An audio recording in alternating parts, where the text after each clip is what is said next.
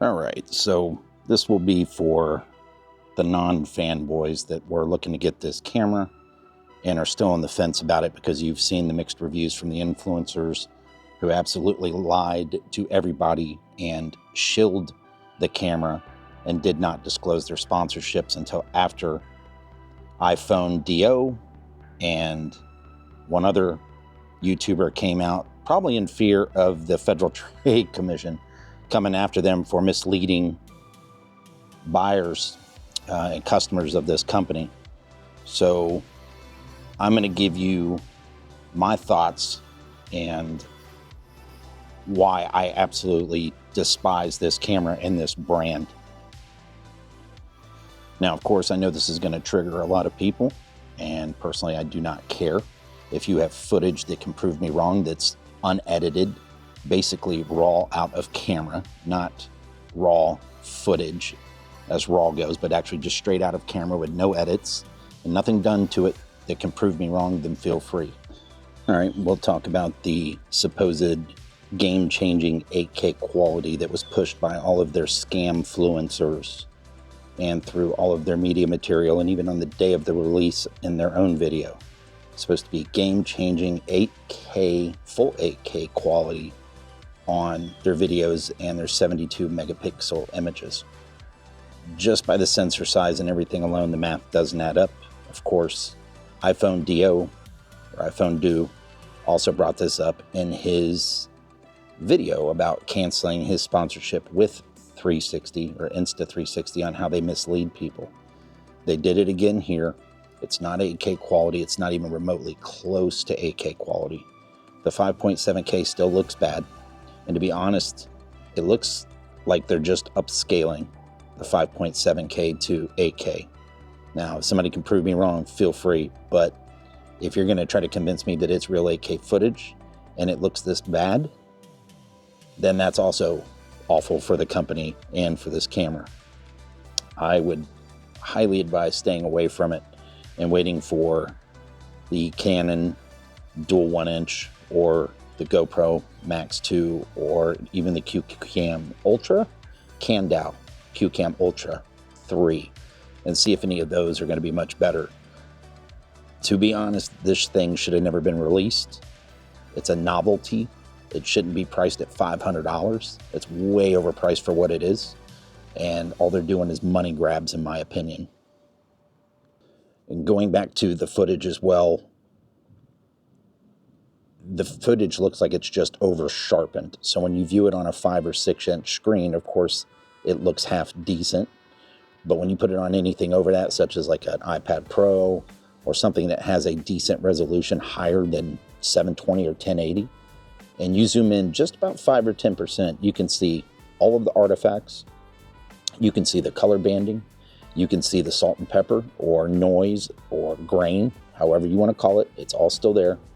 And regardless of if you remove the grain or not, it won't fix how bad the artifacts are. And it's not compression from YouTube. It is out of camera that bad. I've provided INSV files and MP4 files on the Reddit page of Insta360 a day, maybe 2 after the release, and I was banned from it because I showed that footage. Despite that, I did create another Reddit page called the Insta360 X4 is bad. So Reddit /r/ the Insta360 X4 is bad. And you can see all of the complaints and issues on there as well. And there is a lot of them. Nighttime footage on this camera. For the love of God, do not try to film anything at night with this thing. It is bad. The image just completely falls apart. When you looked at everybody doing videos at nighttime star fields, the only thing you could really see in there was all of the noise in the sky. Again, looks footage on a quick video where you don't zoom in or look at the quality, I guess, on a little iPhone 15 Pro Max like mine. But anything bigger than that, it looks horrible. So the fact that they even push these modes like they're the biggest game-changing thing in the world, and they suck. Do your own research and look at the footage. Don't let people tell you that it's YouTube compression, because you're going to be putting most of your videos on YouTube and Instagram. So if it's already bad out of camera and it's going to look bad on YouTube and look bad on Instagram, it's going to look bad on your brand. Focus issues. Zooming in on any spherical video that anybody has shot and reframed, and you look in just a little bit, you can see how bad the artifacts and the focus are on these cameras. Now, I will say in the single lens 4K, which nobody will use because it completely defeats the purpose of having a 360 camera, it doesn't look half bad on a iPad or something of that size, nothing bigger than that.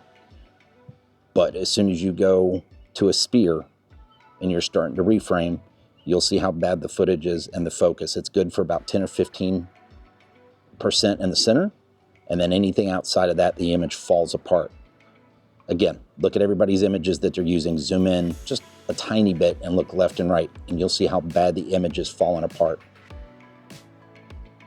I'm not sure how so many people miss this in the influencers' videos.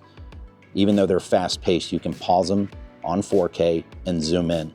But another thing you'll see most influencers did not do was give you 8K samples of their footage. Some of them made excuses that it wasn't ready. Not true. They had 8K footage available to them. Hugh also had 8K footage available to him. It's just excuses from the scamfluencers. Already went through the color banding and 72 megapixels photos. 72 megapixel photos are not actually 72 megapixel. Again, the math, if you do it, it's not true. And the images are awful. The amount of grain that's in them should not be in there for that quality of a photo.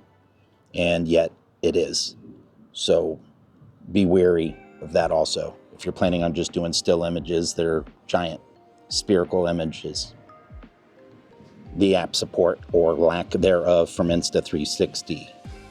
You cannot export 8K footage from your iPad or your iPhone. You can only export 4K reframed footage or 4K spherical videos out of those two devices. I'm not sure about the Samsung devices or anything like that. It's possible that you could export 8K from there, but you definitely cannot do it on the iPhone, and you definitely cannot do it on the iPad.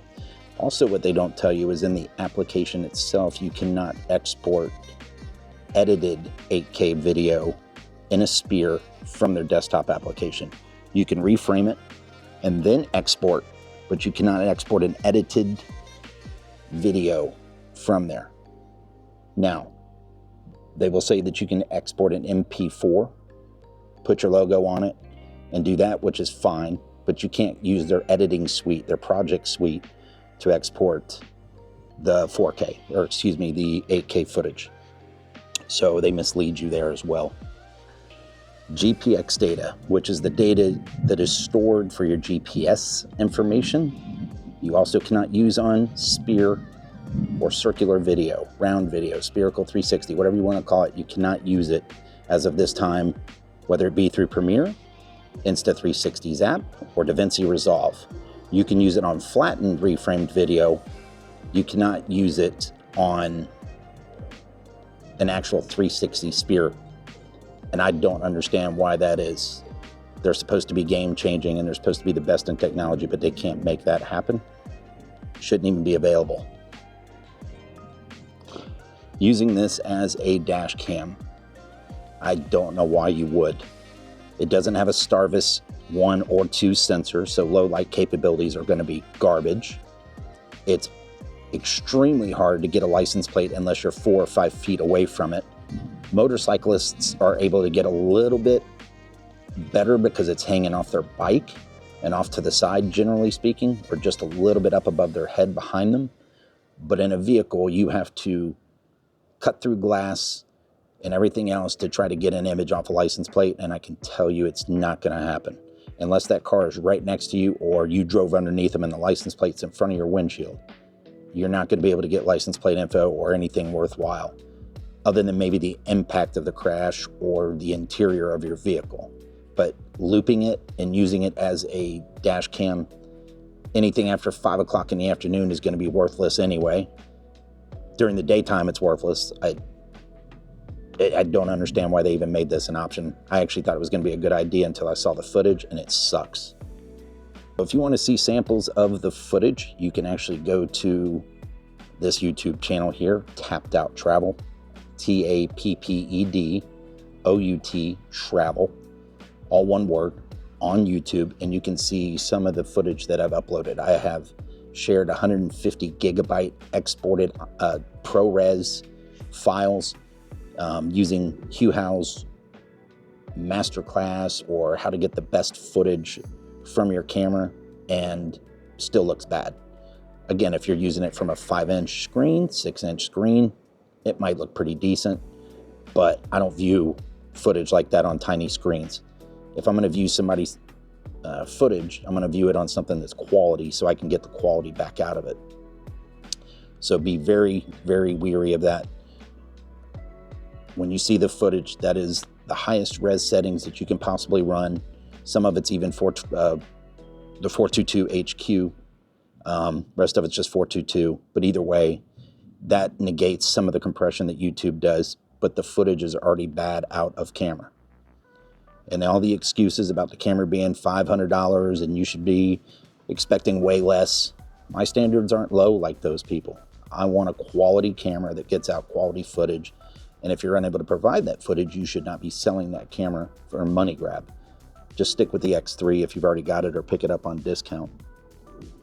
And lastly, remember this, as bad as this camera is, a lot of these people that are crying about how good it is don't even own the camera. I've yet to have one of them provide me footage in RAW format, meaning just straight out of camera, and put into a Dropbox so I can view it. They all claim it's great. They all claim their footage is great, but when it comes to putting it up, they cannot do it.